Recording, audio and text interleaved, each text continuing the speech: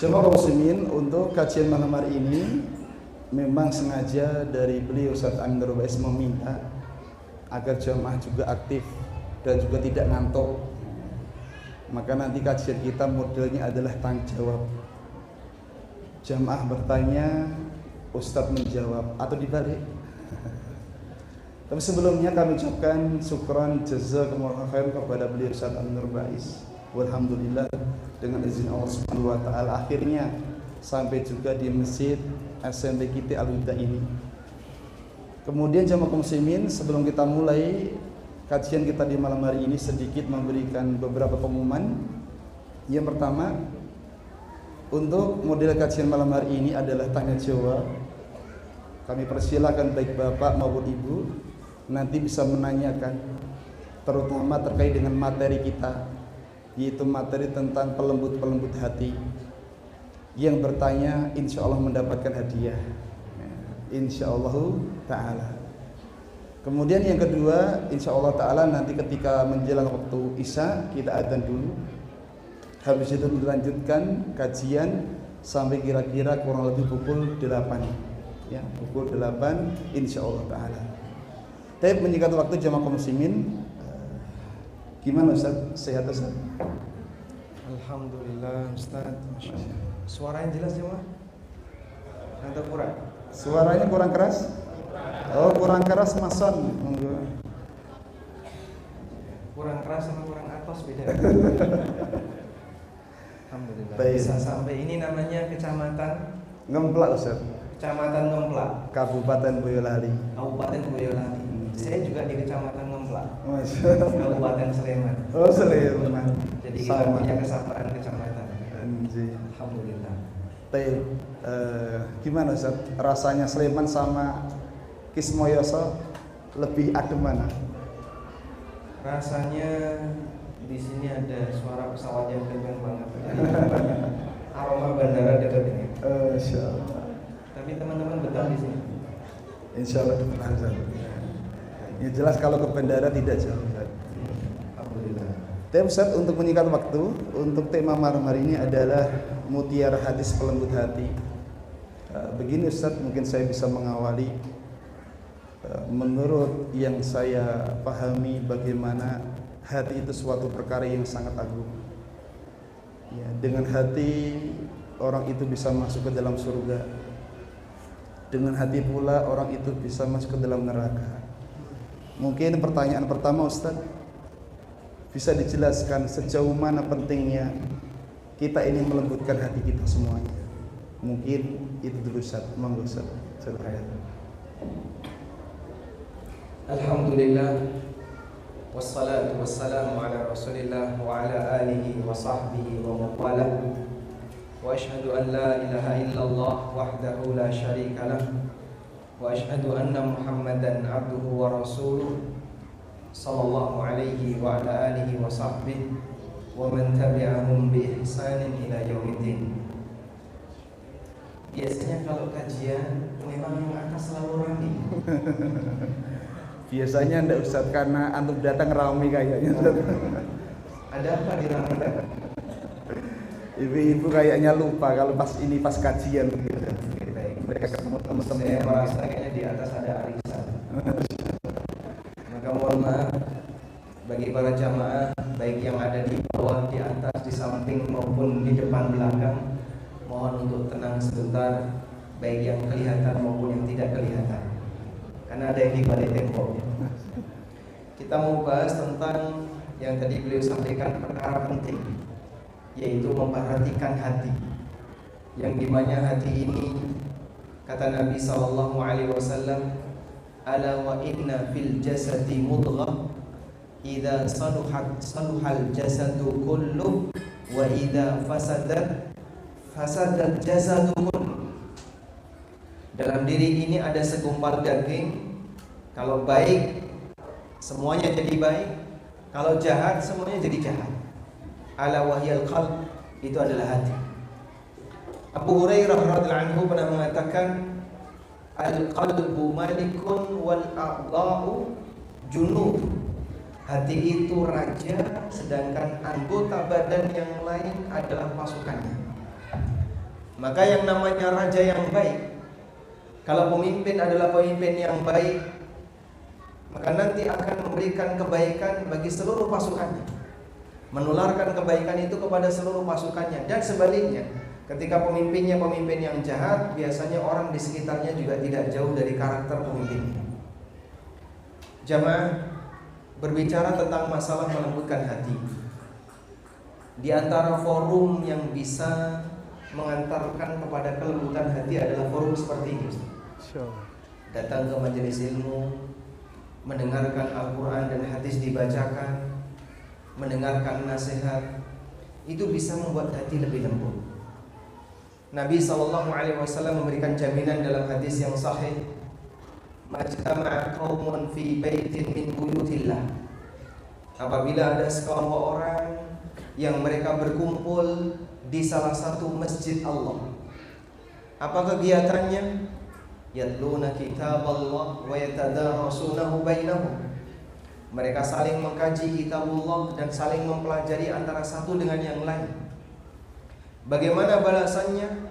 Illa nazalat alaihimus sakinah wa ghasyiyatuhumur rahmah. Akan turun kepada mereka as-sakinah dan mereka akan diliputi dengan ar-rahmah. Apa manfaat adanya as-sakinah? Ketika kita mendapatkan as-sakinah, maka dengan keberadaan as-sakinah akan menambah iman, sehingga di majlis ilmu seorang hamba akan naik imannya. Allah Ta'ala berfirman, huwallazi anzala as-sakinata fi qulubil mu'minin liyazdadu imanan ma'a imanihim.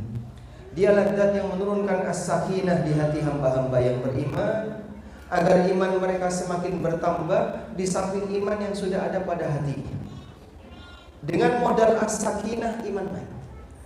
Sehingga Anda bisa merasakan, kalau memang serius pengajian itu diisi dengan membacakan Al-Quran, kita menyimak hadis Nabi SAW, lalu tausiahnya tausiah yang isinya kebaikan, iman naik. Wallahu a'lam, mungkin sampai lapangan turun lagi, ketemu dengan aneka aurat turun lagi. Saat ada di masjid imannya naik. Pengaruh apa itu? As-sakinah yang turun. Makanya sahabat Mu'adz bin Jabal radhiyallahu anhu, ketika beliau mengajak orang untuk kumpul kajian, sahabat Mu'adz mengatakan, "Hayya nu'minu sa'atan." Mari kita ngecas iman sesaat. Sehingga jenengan kumpul di tempat seperti ini, salah satu di antara manfaat besarnya adalah dalam rangka ngecas iman. Sebab iman itu bisa naik, bisa turun, bisa bertambah, bisa berkurang. Yazidu bi ta'atir rahman wa yanqusu bi ta'ati syaitan. Bertambah dengan mentaati ar-Rahman dan berkurang dengan mentaati setan. Saat Anda berbuat taat, iman naik. Saat Anda berbuat maksiat, iman turun. Saat hadir di tempat kajian, mendengarkan tausiah, iman naik. Allah turunkan as-sakinah. Manfaat yang kedua, kata Nabi SAW, wa ghasyiyatuhumur rahmah. Mereka diliputi dengan rahmat.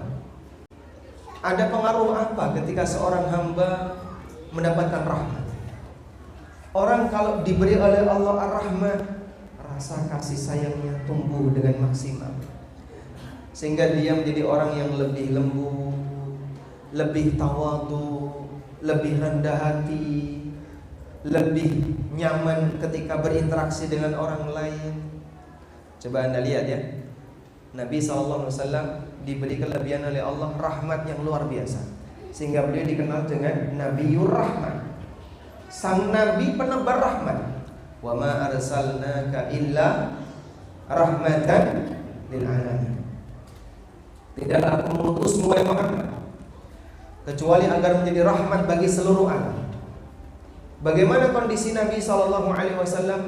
Allah berfirman, "Fabima rahmatin minallahi linta lahum walau kunta faddan ghalidhal qalbi lam faddu min hawlik." Fabima rahmatin minallah, disebabkan rahmat yang datang dari Allah kepadamu, linta lahum, kau bisa bersikap lemah lembut kepada mereka. Sang Rahman bisa membuat hati jadi lebih lembut. Ar-Rahimun yarhamuhumur Rahman. Orang yang penyayang kepada orang lain, lemah lembut kepada orang lain, maka dia akan disayang, dikasih rahmat oleh Zat yang Maha Ar-Rahman, Allah Subhanahu wa taala. Dengan sebab rahmat itu seorang hamba bisa lebih lemah lembut, lebih baik karakternya, akhlaknya lebih mulia karena dia punya rahmat. Walau kunta faddan qalidal qalbi, kalau kamu bersikap keras, kasar dan faddu min haulik, maka orang akan bubar meninggalkan kamu. Makanya jamaah, ada banyak sekali pasangan suami istri yang mereka memberikan testimoni pengaruh baik setelah pasangannya ikut kajian. Alhamdulillah Pak Ustaz, sejak suami saya ikut kajian, sekarang ada banyak perubahan. Jadi lemah lembut sama istrinya, nggak kasar sama istrinya, mencintai istrinya dengan baik. Cuman satu Pak Ustaz, centile kok orang hilang-hilang. Aduh kok nek niku. Jadi ada pengaruh luar biasa dengan sebab dia ngaji, lebih apa? Penyayang sama keluarga. Yang biasanya kasar sama keluarga, keras sama istrinya, setelah dia ngaji lebih lemah lembut. Alhamdulillah Pak Ustaz, sejak istri saya belajar dekat dengan kajian, kayaknya sudah berubah jadi Khadijah Pak Ustaz. Masya Allah. Tapi cuma 3 hari Pak.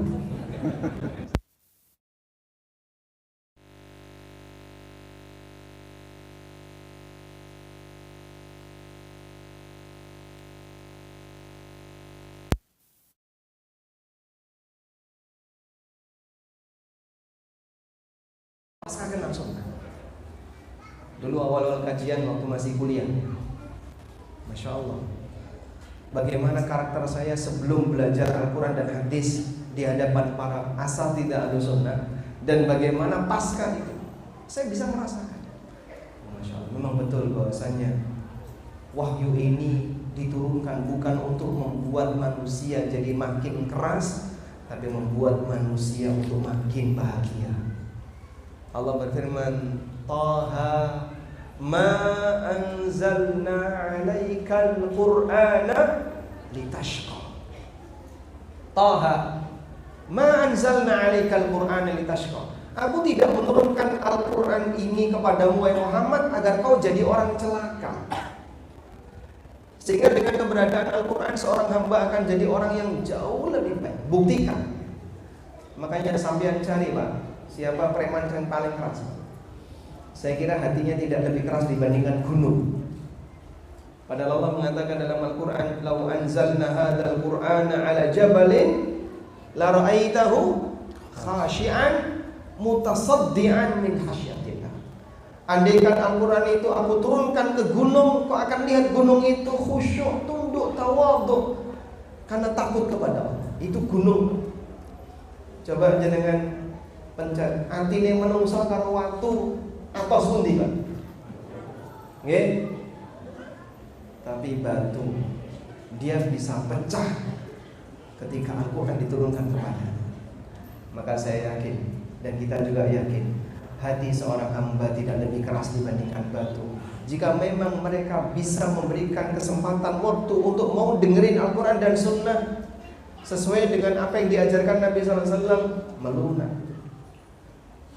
Anda bisa bayangkan karakter orang jahiliyah yang diubah oleh Nabi SAW hanya dalam waktu kurang lebih berdakwah 23 tahun. Tapi terjadi perubahan yang luar biasa. Yang awalnya mereka gelap gulita, penuh dengan kezaliman, hidup serba saling nyerang antara satu dengan yang lain. Begitu Islam datang jadi apa?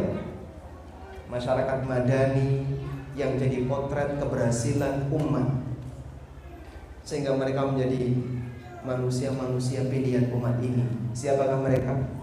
Para sahabat Nabi SAW.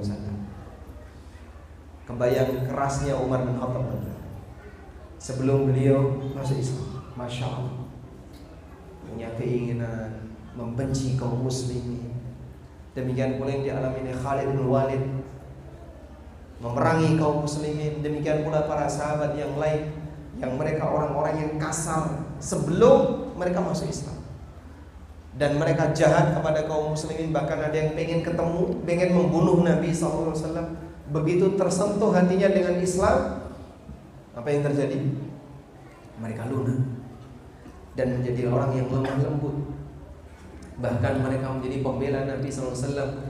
Allah katakan dalam Al-Quran, Muhammadun Rasulullah, Muhammad adalah utusan Allah. Walladzina ma'ahu asyidda'u 'alal kuffar ruhama'u bainahum. Dan orang-orang yang membersamai beliau, siapa yang membersamai beliau? Siapa yang membersamai beliau? Para sahabat. Asyidda'u 'alal kuffar, di hadapan orang kafir. Ruhama'u bainahum, tapi mereka saling menyayangi di antara mereka, antara satu dengan yang lain. Ukhuwahnya terbentuk dengan maksimal, saling menyayangi antara satu dengan yang lain. Makanya dulu setelah peristiwa Perang Khandaq, Perang Khandaq itu peristiwa perang terakhir di mana kaum muslimin diserang. Pasca perang Khandaq, kaum muslimin nyerang. Karena fase peperangan yang terjadi di zaman Nabi SAW kan, awalnya diserang, lalu menyerang. Batasnya itu perang Khandaq, terjadi di tahun 5 Hijriah. Pada saat selesai peristiwa perang Khandaq, kemudian Nabi SAW menaklukkan beberapa daerah Yahudi yang dekat. Bani Quraidah ditaklukkan, Bani ini ditaklukkan, semuanya sampai ditaklukkan. Yang berada di sekitar mereka yang mau mengkhianati perjanjian dengan Nabi SAW. Sampai ada orang musyrik, wanita musyrikah yang datang dari Mekah ke Madinah. Kenapa? Karena ingin hidup bersama kaum muslimin, gak betah dengan suaminya yang masih kafir. Sebab mereka bisa membedakan bagaimana karakter keluarga muslimah dengan keluarga yang tidak tersentuh dengan syariat Islam, keluarga orang kafir. Makanya sampai Allah perintahkan, idza ja'akumul mu'minat muhajiratin famtahinuhun. Kalau datang kepadamu para wanita muslimah yang berhijrah, coba ditanya, diuji dulu, ini serius berantem sama suaminya. Jadi memang datang ingin masuk Islam, atau datang karena benci sama suaminya, berantem sama suaminya, sampai seperti itu. Dan itu bisa dirasakan sampai sekarang. Bapak Ibu yang kami hormati, di sebagian daerah yang Muslim itu minoritas dan dakwah di situ berkembang. Salah satu di antara fenomena yang terjadi adalah banyak wanita yang masuk Islam. Lebih banyak wanita yang masuk Islam dibandingkan lelaki yang masuk Islam. Kenapa itu, Pak? Karena mereka bisa membandingkan, saya hidup bersama suami yang kafir dengan saya hidup bersama suami, bersama keluarga yang muslim, jauh bedanya. Bagaimana cara Islam memperlakukan orang yang lemah, bagaimana cara Islam memperlakukan seorang istri, seorang wanita, anak, dan seterusnya.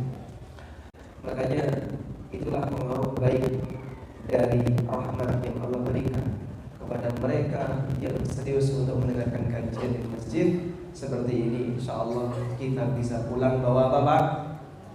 Bawa apa? Hah? Kok pahala? Bawa Khadijah. Sakinah. Bawa apa? Bawa Khadijah. Bawa Khadijah. Khadijahnya diajar sini nggak, Pak? Diajar. Bawa sakinah, bawa rahmah, dan semoga ada ilmu yang bisa kita dapatkan, ada kebaikan yang lain, kumpul dengan saudara-saudara sama muslim, ada banyak manfaat. Baik. Masya Allah. Menarik Ustaz, bicara masalah hati kayaknya tidak ada habisnya Ustaz. Tadi kita mendengar bersama bagaimana pentingnya akan kelembutan hati, dan termasuk sebab hati kita bisa lembut adalah dengan kita menghadiri majelis ilmu. Sampai belum menggambarkan ya, para istri kalau sudah majelis ilmu didatangi akan menjadi apa tadi? Khadijah, walaupun hanya 3 hari. Baik. Kepada para jamaah dan ustadz yang berhormati, mungkin sekarang kami tawarkan ustadz kepada para jamaah, mungkin ada yang hatinya saat ini lagi galau, mungkin kok lama gak hilang-hilang galaunya. Kami persilakan mungkin 1 atau 2 pertanyaan dari Bapak dulu. Ada mic-nya? Panitia? Mangga Ustaz.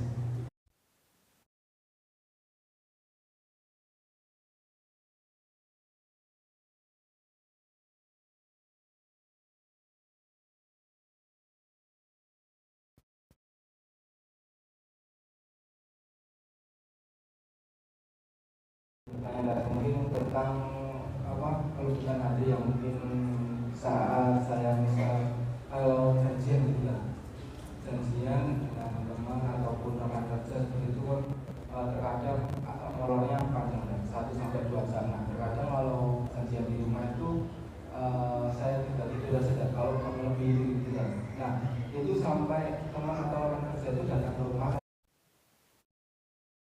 Maksudnya ya takutnya saya agak jengkel atau kesel kan, butuh mohon nasihatnya itu kan, ya tidak seperti itu. Masya Allah. Oh iya, monggo Ustaz. Ini sudah lintas tema berarti ya. Memang orang kalau punya hati yang lembut jemaah, dia jadi orang yang lebih gampang memaafkan. Dia jadi orang yang gak gampang baper. Karena dia tahu siapapun pasti punya kekurangan. Saya punya kekurangan, yang lain juga punya kekurangan. Dan kadang orang lain bisa toleran dengan kekurangan saya, sehingga mereka bisa memahami. Masya Allah ya, Ustaz kenapa telat ya? Oh ya, tidak ada apa. Misalnya ya. Jadi saat kita telat misalnya ditoleransi, berarti seharusnya kita bisa bersikap yang sama untuk orang lain. Yang sama untuk orang lain jika mungkin. Meskipun sah-sah saja kalau Anda memberikan batasan. Misalnya, tolong kita janjian jam 1 ya, dia datang jam 3. Dia datang jam 3 dan Anda merasa saya sudah punya kesibukan yang lain. Ya, Bapak sampaikan saja, Pak, mohon maaf Pak ya, janjiannya kita batalin karena saya sudah tunggu 1 jam, Bapak belum datang. Anda sampaikan. Sehingga ada kejelasan di situ apakah dia perlu datang atau tidak. Nah, kalau kemudian dia datang dan sudah melebihi waktu, boleh nggak tidak ditemui? Tuan rumah berhak untuk menolak tamu. Sehingga Anda boleh saja tidak menemui teman Anda, tapi biar dia nggak nunggu, sebaiknya Anda sampaikan, saya tidak bisa menemui, besok lagi saja. Jadi selesai masalahnya.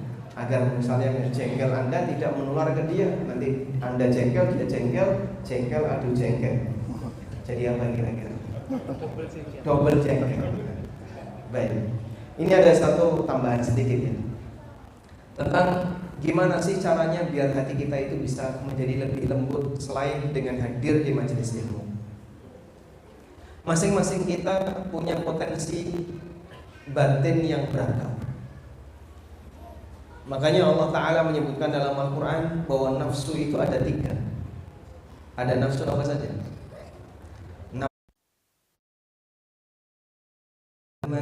Ya ayyatuhan nafsul mutmainnah irji'i ila rabbiki radiyatan mardiyah. Ini yang pertama. Yang kedua ada nafsu yang disebut dengan nafsu al-lawwamah. Yang ketiga ada nafsu yang disebut dengan nafsu ammarah bisu. Wa ma ubar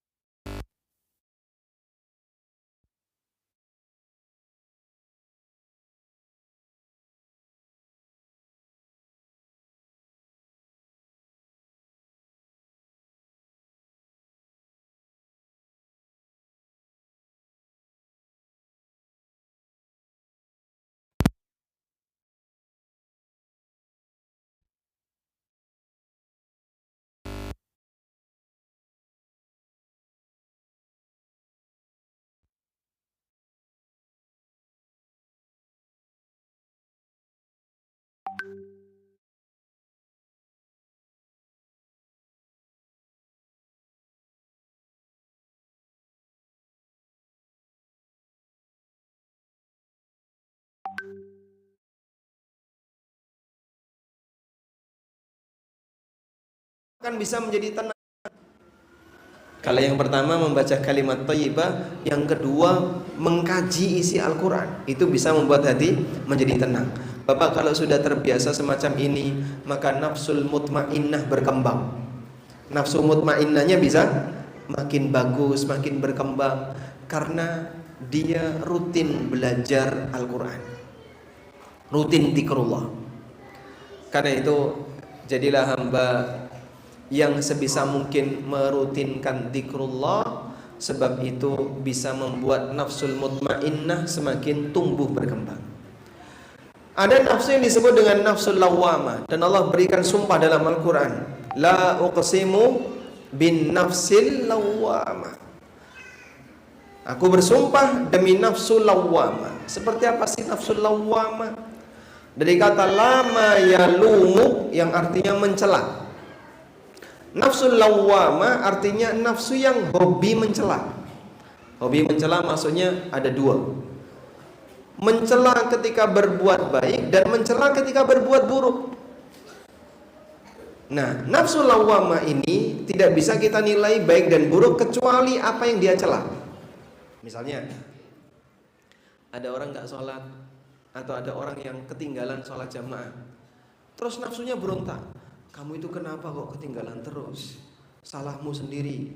Kamu ketinggalan takbiratul ihram, kamu ketinggalan 1 rakaat. Salahmu sendiri, kamu tadi nggak persiapan. Itu nafsu mencela dirinya sendiri. Maka lawamah seperti ini baik atau buruk? Baik atau buruk? Baik. Contoh yang lain. Ada orang berbuat maksiat. Selesai berbuat maksiat dia sedih. Nafsu lawamah berfungsi. Nah, kamu sih ikuti hawa nafsu. Coba kalau tadi saat mau berbuat maksiat kau tahan diri, kau sabar, kau ini, maka kau tidak akan terjerumus ke dalamnya. Kemarin kan sudah kau lakukan itu, kenapa balik lagi? Berarti nafsu lawamah ini baik atau buruk? Baik, ini nafsu lawamah yang baik. Ada juga nafsu lawamah yang jahat. Saat dia berbuat kebaikan, kemudian dia merasa rugi dengan itu. Nah, kamu tadi sholat, coba kalau nggak sholat kamu bisa berangkat, nggak ketinggalan, kayak gitu ya. Misalnya ada orang ketinggalan kereta, gara-garanya sholat misalnya, atau gara-garanya dia berbuat taat, kemudian dia rugi dari situ. Nah, itu duitmu keluar banyak, makanya kalau mau ibadah perhitungan, yang hemat, masa keluar sampai jutaan. Ini pemborosan dan seterusnya. Berinfak tapi disebut pemborosan, jiwanya mencela, itu nafsu lawamah yang apa? Tercela. Sehingga nafsu lawamah bisa terpuji, bisa tercela, tergantung bagaimana pembiasaan nafsu ini dalam mencela dirinya sendiri. Makanya semakin sering orang membiasakan diri dalam berbuat kebaikan, nafsu lawamahnya terbiasa dengan kebaikan. Nanti saat dia melakukan keburukan, rutin sholat jamaah misalnya, begitu satu waktu dia nggak sholat jamaah, nafsunya berontak. Itulah nafsu lawamah yang apa? Yang baik. Sudah? Ada yang ketiga, ini yang murni jahat. Yang dikatakan oleh Allah, innan nafsa la ammaratum bisu. Sungguhnya nafsu itu memerintahkan orang untuk berbuat jahat. Tapi Allah sebutkan di lanjutan ayat, illa ma rahima rabbi, kecuali nafsu yang dirahmati oleh Rabbku. Itulah nafsu yang mendorong orang untuk berbuat maksiat, ngajak orang untuk berbuat durhaka kepada Allah, meninggalkan kewajiban, atau tenggelam dalam hal yang haram. Namanya nafsu ammarah. Baik. Selanjutnya, terus bagaimana caranya kita bisa mengendalikan ini? Menghilangkan itu tidak mungkin. Tapi Anda buat yang satu dominan, yang satu turun, bisa dengan cara dilatih. Sehingga nafsul mutmainnah dilatih dengan cara apa? Apa yang bisa membuat jiwa itu tenang? Allah berfirman, ala bidzikrillahi tatmainnul qulub. Bukankah dengan zikrullah hati seorang hamba bisa menjadi tenang? Rutinkan dengan zikrullah, perbanyak zikrullah. Dengan zikrullah nafsul mutmainnah bisa semakin tumbuh berkembang. Makanya ada seorang sahabat tanya kepada Nabi SAW, "Ya Rasulullah, inna syara'i al-islami qad kathurat."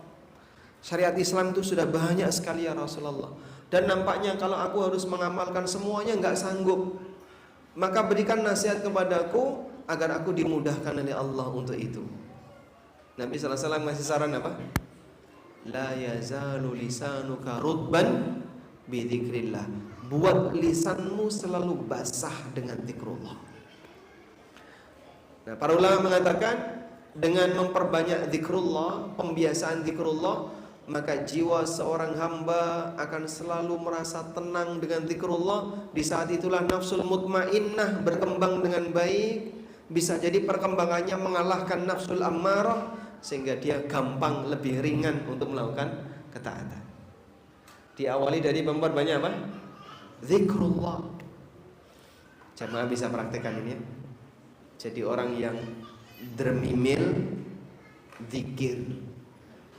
Di setiap saat ketika lisan sedang kosong tidak dipakai, Anda perbanyak untuk zikir. Sudah ada Ustaz? Sudah Ustaz. Mungkin kita skor dulu. Gitu Ustaz. Kita adzan dulu. Baik, kita dengerin adzan dulu. Kajiannya jangan di store Ustaz. Oh, siap. Sebelum menunggu adzan, dari ibu-ibu dipersiapkan pertanyaannya terkait dengan materi di malam hari ini. Monggo muadzin bisa adzan.